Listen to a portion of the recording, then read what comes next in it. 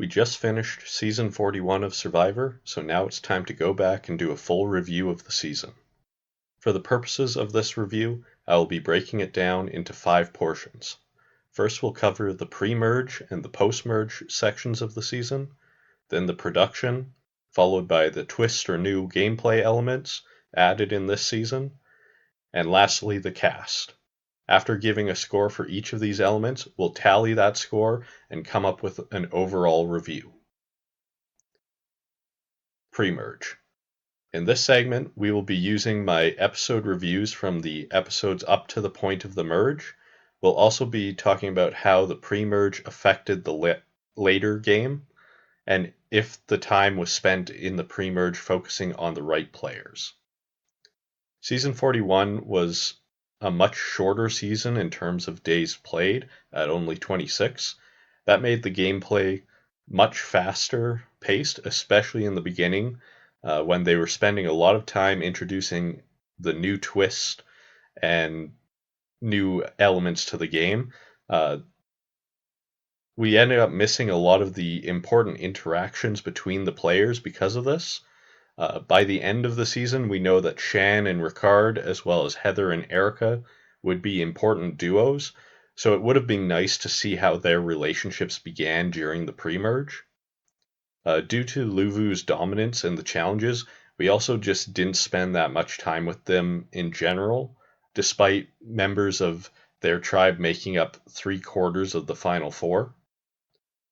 We'll get into the twist in that section, but the amount of time spent on them, despite their, for the most part, lack of payoff, does detract from the score of the pre-merge.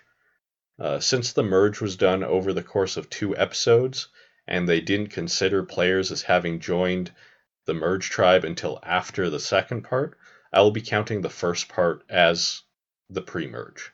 So episode 1 I gave a 7 out of 10. Episode 2 I gave a 5 out of 10. Episode 3 was a 7 out of 10. Episode 4 was a 9 out of 10.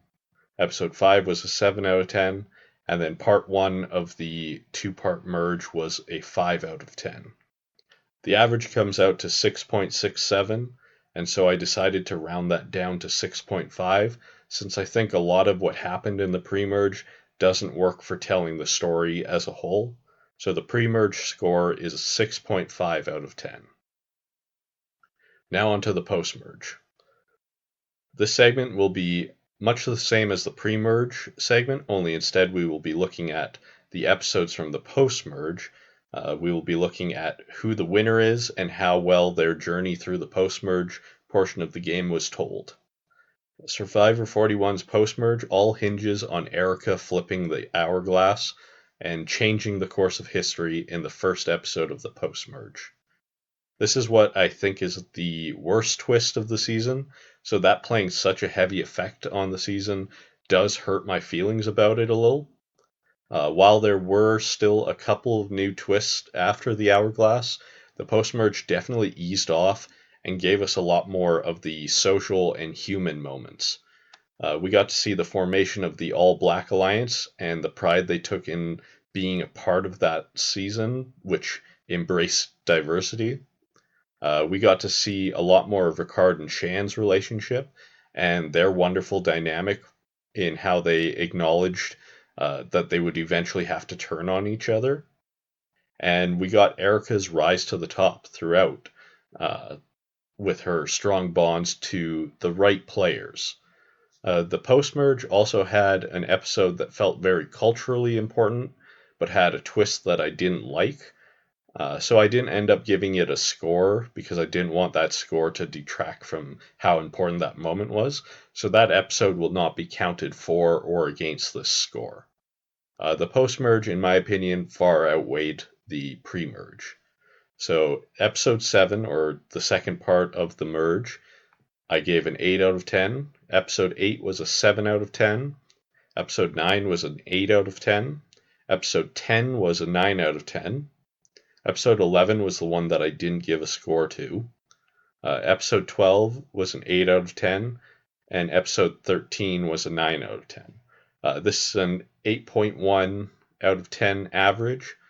So for the sake of scoring, I'll round that down to an 8 out of 10. So the Postmerge gets a score of 8 out of 10. For the production, this season was once again filmed in Fiji, which they haven't left since season 33, so I have to take some marks away from that due to the lack of diversity in filming locations. I have felt that a lot of the seasons ever since then all kind of blend together and are tough to tell apart just at a glance. With that said, however, I think the rest of the production of this season was phenomenal.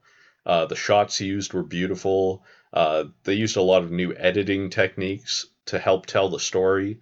With player backgrounds, they would cut away to what I have to assume was provided home videos or photos. They also occasionally wouldn't show something happen until later when it was appropriate to cut back to that moment in a flashback. They did have a slight overuse of slow mo at times, but some of those slow mo moments felt appropriately epic.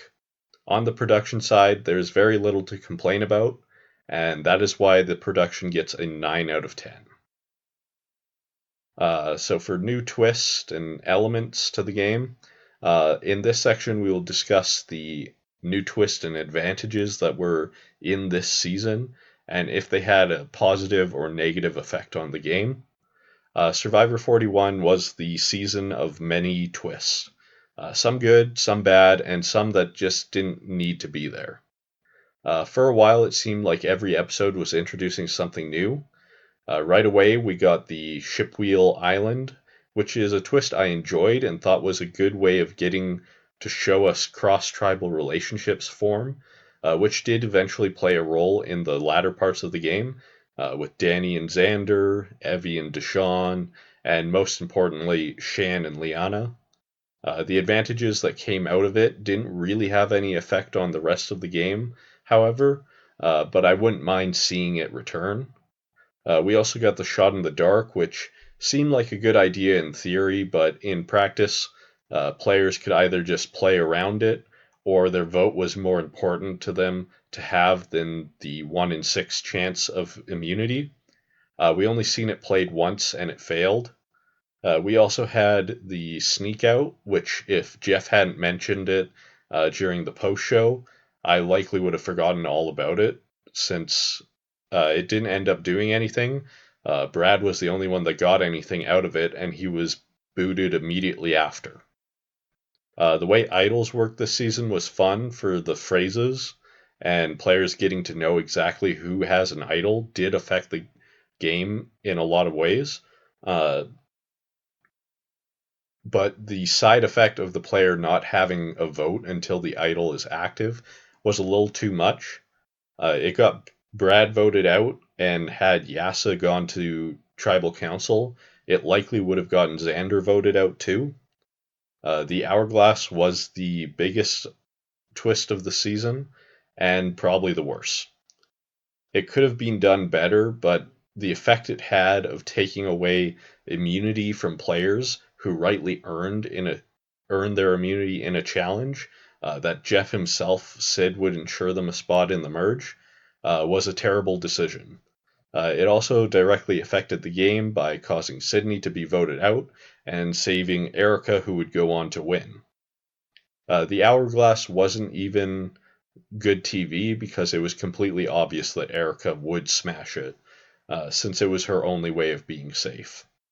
The other big twist of the season was the do or die, which at least was more entertaining to watch, but was bad because it took all of the 3 pillars of the game out of the equation and left it up to chance.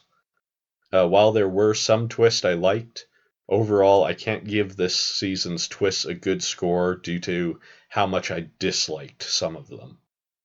So for the twists, I give that a score of 3 out of 10. For the cast, this is what I would generally say is the most important part of any Survivor season. I break down the cast into 5 categories: great, good, okay, dud, and get them off my screen. Get them off my screen is reserved for players who offended me as a viewer, and in general that I don't want to watch. Duds aren't bad people, they just didn't pop on screen, or do anything to really affect the game. OK has players who either didn't last long enough to make an impact either way, or at the very least didn't take away from the experience of watching. Good are the standard for what I want the players to be, and great go above and beyond to make me want to see them play again and again. Luckily, Survivor 41 has an awesome cast. None of the players fall into the get them off my screen category. Heather is the only dud, and I was even tempted to bump her up based on the fire making tiebreaker, but I couldn't quite justify it.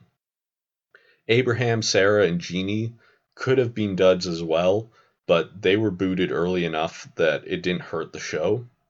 This season also had a lot of players I would put in the great category, such as Shan, Ricard, Deshawn, Xander, JD, Nasir, and Evie. Most of the rest of the players all are in the good category. So for the cast, I would give them a 9 out of 10. Overall review. This is where I will now compile all my thoughts on the season as a whole. This season, despite some questionable decisions on the new twist and the storytelling, was lifted by some of the great production values, and one of the best casts in years. I think the decision to add so many twists while also condensing the season down to just 26 days ended up meaning we lost a lot in terms of player interactions throughout the season. With how great of a cast this was, I would have loved to just get to see more time with them at camp and interacting with the other players. After tallying up the scores, this season ends up with a score of 7.1 out of 10. Thank you for watching.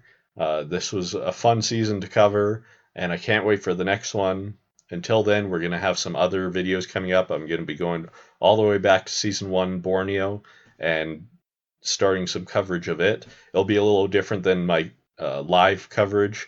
Instead of going episode by episode, I'm going to have different topics that I want to cover. And then once I'm done going through those different topics, I'll do a full review of these older seasons as well. And eventually we'll have the full catalog of Survivor seasons to look at. So thank you for watching all season long, and have a great holidays if you're watching this when it gets uploaded.